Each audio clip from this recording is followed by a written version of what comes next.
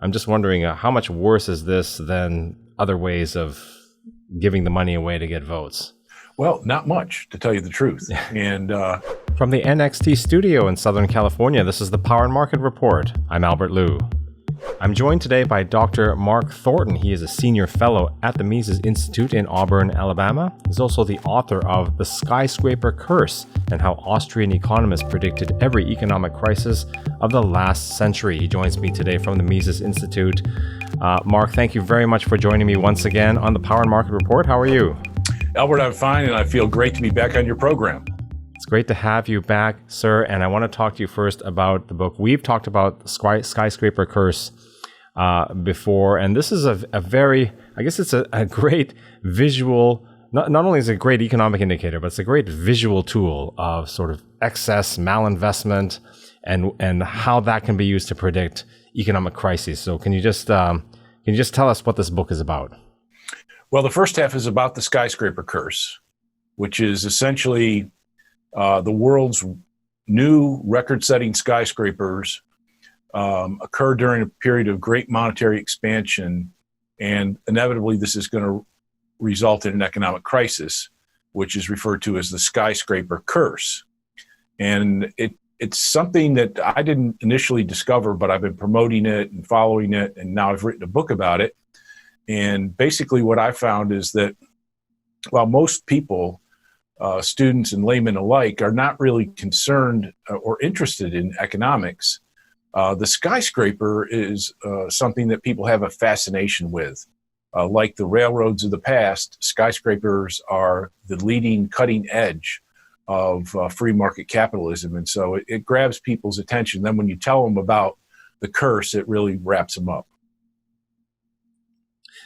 It sounds a little bit like that, like the Sports Illustrated curse or the Madden NFL curse. It's obviously there's some prosperity or some achievement or some success that precedes it, but then I think what you're pointing to is that this is actually an excess, and it's a misallocation, a malinvestment of actual resources. They should be doing something else with those resources, not building enormous world record-making skyscrapers.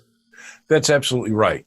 And, the skyscraper curse is something that when I initially saw it in all the financial media, everybody sort of was laughing it off as just one of these types of indicators like the Super Bowl indicator and the stock market indicator.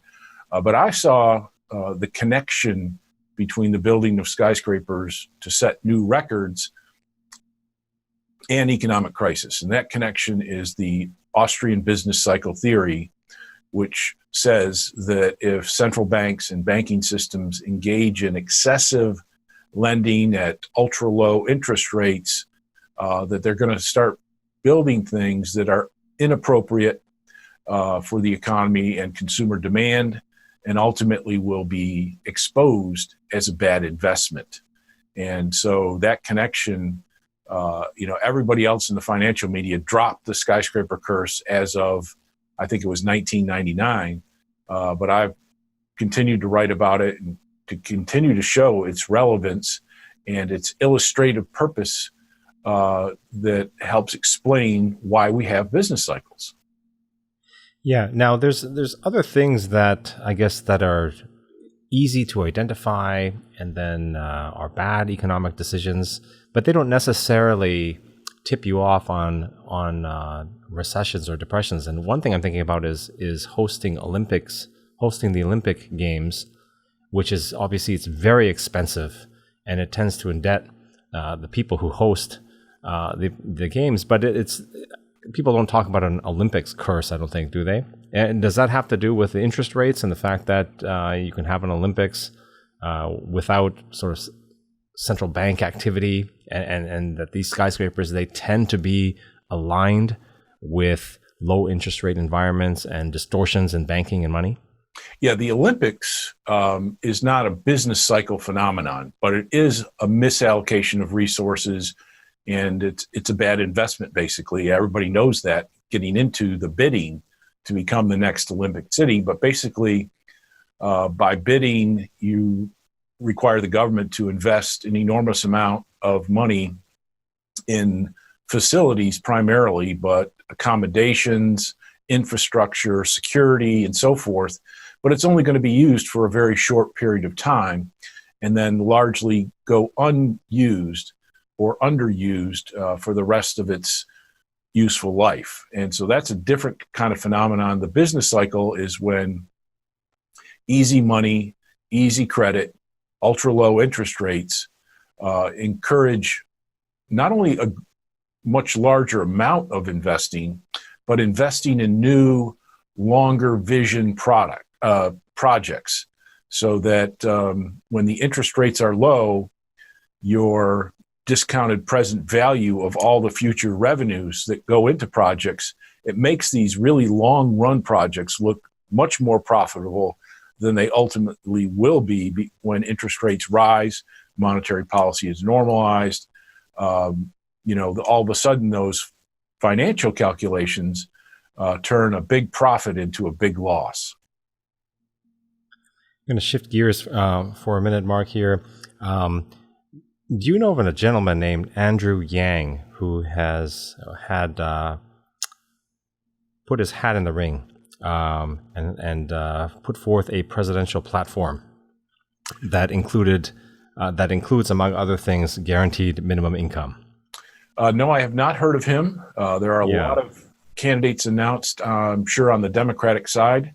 I was going to say I've heard of John Williamson, of course, but no, I haven't heard of this person. Let's talk about this. I don't know if he's still actually in contention. Actually, this is an older article from Time magazine, but it's funny. It reads, Andrew Yang's presidential platform is idiosyncratic, and that is to say the least. He'd like to find companies that harass you with robocalls, force the NCAA to pay college athletes, modernize voting so you can cast ballots from your cell phone, and create a system that ensures Americans have an income of at least $1,000 a month. And it is an idiosyncratic platform indeed. It looks like something that maybe I would have come up with if I was running for president when I was 17 years old. Yes. Just a kind of an assortment of things that, that he thinks would be nice. I think, and with not much attention to actually who's going to fund him, because he's going after companies and whatnot. So that's refreshing, I guess. This is purely ideological. But the $1,000 a month, I know there's a lot of people who like that. So why don't we talk about that? We've talked about that before. And of course, it's a very attractive idea to many. And the funny thing is, the article goes on to say that they've tried this experiment in several countries, including some Scandinavian countries. And researchers say it's reducing recipients' stress and adding to their happiness. Of course, they're measuring the stress of the wrong people. If you want to get a real idea of what's going on here, they're only measuring the stress of the recipients, Mark, not of the people who are donating to this thing. So let's talk about guaranteed minimum income. Your thoughts? Well, this young man is doing the same thing that all other politicians do to the American voter, which is offer them things that are seemingly free and will try to attract a lot of attention. More standard candidates try to refer to things more in generalities. But this minimum income, basic human income policy, the idea originally was if you can provide a foundation, an economic foundation for people, that they would increase their labor participation. In other words, if they knew that their rent and their food and their gas bill were all taken care of, they'd be better able to look for work and to find work and to be able to make arrangements to be able to stay on the job. For example, they might have children, they might be single parent, all the problems associated with people with low incomes. And, the researchers, obviously, they tend to want to find a certain set of answers. And so, if you don't find increased labor participation, well, maybe you'll find that people are less stressed and happier than they were without the $1,000 a month. And so those kind of results are obvious. But the primary result that they were looking for, they didn't get. And which is, a greater labor participation rate on the part of low-income individuals. That just blew up in their face, and the countries that tried it on a preliminary sample of their populations found that it did not work, and they basically pulled those policies back and set them back on the shelf. So I think that any common sense person, even an economist, would realize that there were problems with this kind of program, in addition to the costs of providing everybody with this monthly paycheck. The idea of giving money away, everybody realizes that that's probably not the way to wealth and prosperity and economic stability and growth and progress and all those things. It's an agent that works against all of those social economic goals. And but now we have it in practice, where countries that are well experienced in welfare of various sorts, countries with homogeneous populations for the most part, so that you're dealing with a stable social order, and you're dealing with a very effective and experienced bureaucracy, and the policy still didn't work. So I think that really says it all, that the Austrians were right about that. And but that doesn't mean that it won't be tried more often, or that this young man's candidacy might get some traction. But with so many progressives on the Democratic side, it's going to be hard for any one of them to really stand out. Do you think that this approach would work less well than the other ways that we employ welfare? I mean, to me, it seems like, it's not something that really that I consider seriously, but still, look, if you look at this versus the other alternatives, I mean, you're bribing the voter here, I guess, directly, as opposed to going after, the special interests and whatnot, and how they usually do it. I'm just wondering, how much worse is this than other ways of giving the money away to get votes? Well, not much, to tell you the truth. And with welfare, you have a very large, expensive bureaucracy that you also have to control, whereas supposedly the basic income requirement would be less bureaucratic. Anybody could apply, and you would receive it ongoing. And if you started working, it wouldn't affect your benefits at all for a very long time. And so on the cost side, advocates said that it would be less costly of a program administration. It would have fewer disincentives for people to go out to work. And so, it has a lot of merits. And for libertarians, like Milton Friedman, who was the first proponent of the negative income tax, where if you work on welfare, you actually get a tax break in the form of a payment to you, rather than you making a tax income payment to the government. Those libertarians say, well, people are better off if they get to spend cash in the way they want it. And in contrast to our welfare system, where people live in government homes, people are given, they're given the SNAP money, but they're only allowed to spend it on certain products. And so our current welfare system really is a control system, where we have all sorts of requirements and stipulations. The government is directly providing some of the goods and services to people on welfare, so they don't get to make their own choices. And so ipso facto, they're less well off. So if we spend $1,000 a month cash on a welfare recipient and $1,000 of cost of the welfare system, the welfare recipient is going to prefer the cash item all at one time versus being told where to live and being told what to eat and things like that. And that's the part of it that I like, is it sort of returns the choice and then it creates a market for all these products and services rather than having them captured, as you said. And then obviously the reduction in bureaucracy would be a huge benefit to society. And I think maybe that's where you're going to find the biggest objection is that, don't you think the people that are entrenched in these bureaucracies are not going to want to let that go? And if you don't let that go, then guaranteed minimum income has no benefit, really. Right. And the bureaucrats are the biggest beneficiary of welfare and government spending in general. They get most of the money. It doesn't come back to the taxpayers or the voters, except a very small fraction for some of us.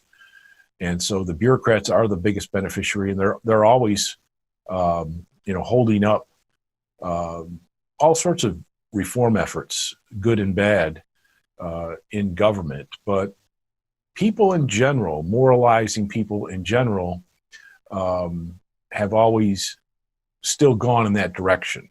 Going back into England with the poor laws and the workhouses, if you were to get some welfare benefit, society was going to impose costs on you so that you were going to live right, you were going to work right, you were going to do all these things, and you weren't given a free check to go out and party. You were basically, living in a government apartment, eating a government diet. And there's something to be said to that as part of welfare reform, is that if you make welfare where people feel like they're burdens on society and that society is imposing costs on them, that may induce them to get off of welfare quicker, faster. And so it's a very difficult subject. Once you go down the welfare pathway, it's very hard to get out of it, especially after several generations of people stuck in welfare. They don't really know anything else. And there's no textbook, there's no class that teaches us how to live in a free society. That's something we pick up over time from our parents, our employments, everything we do in the free market society. You learn that you have to respect others and respect others' property rights. And these things come to be basic insight. But you're on welfare long enough and you're not contributing anything and you're just interested in getting more government welfare, then you have a different mindset entirely, and making you almost non-functional as a contributing member to society. Mark, we're running out of time here, so I just want to talk a little bit about the Mises Institute. Mises.org, Mises.org is the website. Dr. Thornton blogs on this site, as do many other great writers. I noticed on the calendar you have on June 26th a movie premiere in New York, The Housing Bubble.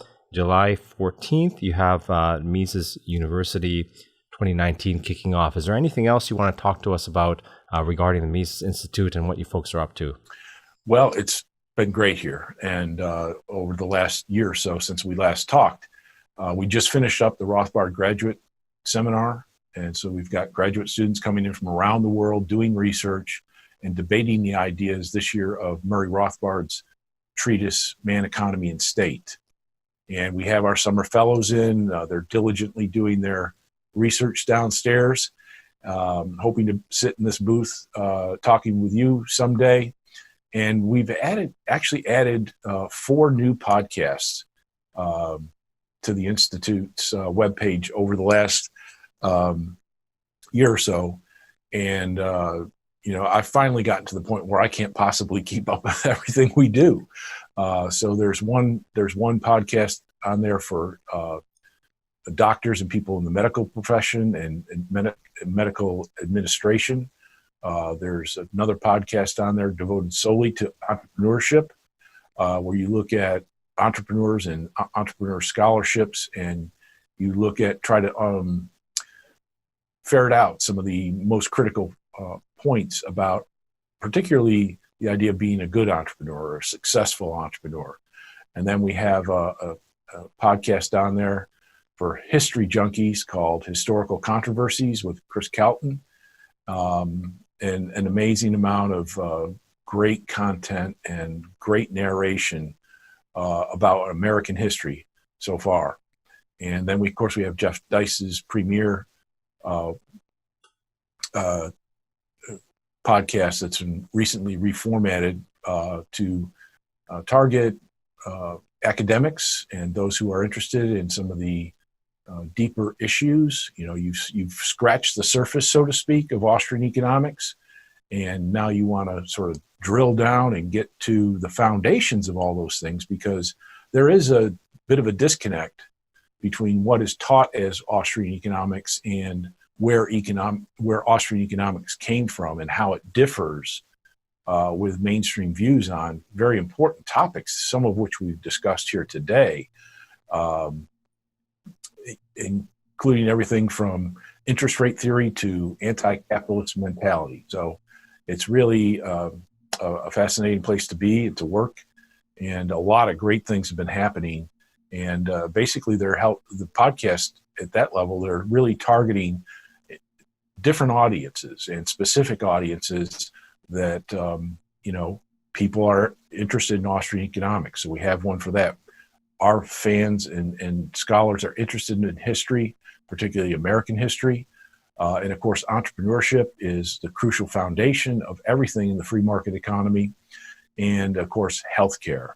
And healthcare is the number one problem in American society today. So we're addressing all of those things, and it's really very exciting. That is exciting. I didn't know about the podcast, but I'll certainly link up all of those shows in the show notes. Parting question. So one part of the platform, maybe you're interested in, force NCAA to pay its college athletes. You're in a college town over there. What do you think about that? Should they be paying their athletes to play sports? I don't think they should be paying athletes. It's just further erode the college experience, I think, and the quality of higher education, and it would probably worsen some of the problems that we have with the teams that are potentially going into professional sports. That's a problem that every college, every major college, they spend an enormous amount of resources trying to control that problem, but it's very difficult. You actually have thought about this a lot more than I knew, Mark, so that's very interesting. If I had a window right there, it would be overlooking our 95,000 seat football stadium. So you can't help but think about such things. All right. Well, thank you very much for joining me once again. Really appreciate it. And I look forward to next time. Thank you, Albert. I look forward to it as well.